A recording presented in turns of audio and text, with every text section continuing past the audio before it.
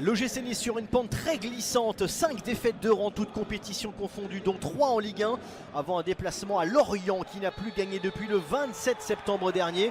C'était face à Monaco, 7 matchs sans victoire pour les hommes d'Olivier Pantaloni. Mais le coach sous pression dans cette partie, c'est bien Franck Hez du côté niçois.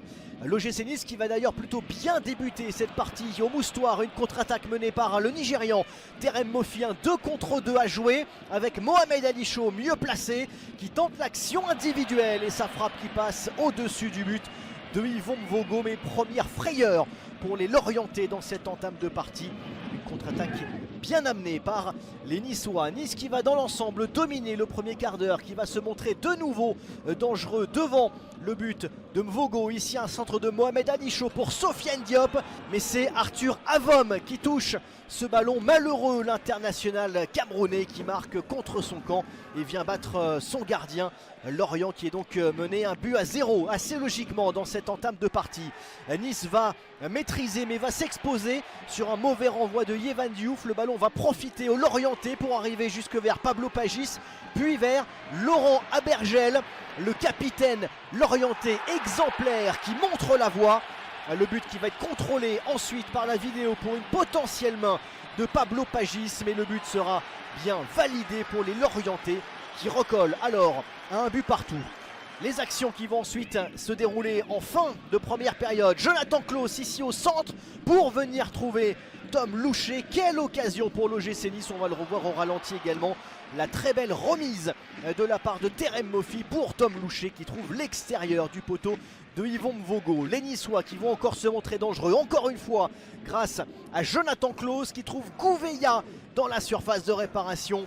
Bel arrêt de la part de Yvon Mvogo, décisif sur cette action. L'action qui va se poursuivre, nous sommes moins d'une minute après cette tentative niçoise. Ballon sur la gauche pour les Lorientais avec Arsène Kouassi qui vient trouver Sambou Soumano au deuxième poteau. Un but de l'attaquant lorientais de la poitrine et Lorient mène 2-1 à la pause.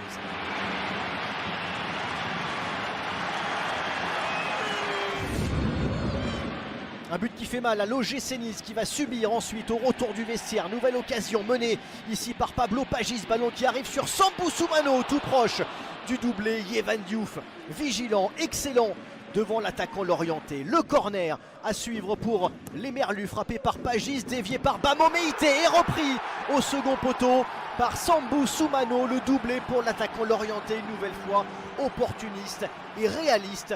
Lorient mène 3-1. Nice est groggy, KO avec une nouvelle opportunité lorientaise. Théo Lebris de loin, superbe arrêt de la part de Yehvan Diouf qui maintient les siens en vie. Bel arrêt de la part du portier niçois sur sa droite.